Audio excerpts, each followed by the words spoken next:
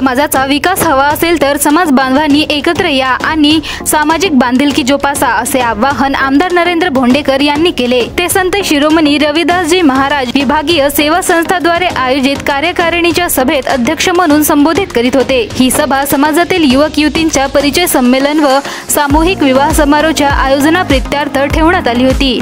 या सभेचे औचित्य साधून बेटीचे मान नारीचा सन्मान या अभियानास सुरुवात करण्यात आली। आमदार भोंडेकर यांच्या जनसंपर्क कार्यालयात आयोजित सभेला संबोधित करताना ते म्हणाले की आमदारकी ही त्यांना वडिलोपार्जित मिळालेली नसून त्यांना जनतेने निवडून दिले आहे, म्हणून ते कोणत्या एका समाजाचा विचार करू शकत नाही।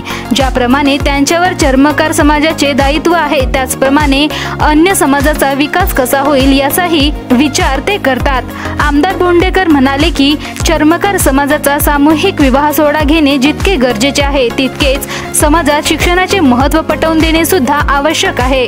म्हणून सामूहिक विवाह आयोजनाला शिक्षणासोबत कसे जोडता येईल याचा सुद्धा विचार केला पाहिजे, कारण चर्मकार समाज आजही वर आला नाही। म्हणून संस्थेमार्फत शिक्षण विषयी शिबिर कसे घेता येईल यावर विचार करणे गरजेचे आहे।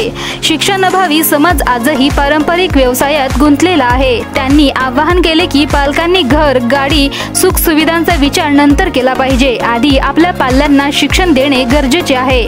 आमदार भोंडेकर पुढे म्हणाले की आपल्या समाजातील मुले शिक्षणाप्रती जागरूक नसल्याने त्यांना आरक्षणाचा लाभ सुद्धा घेता येत नाही।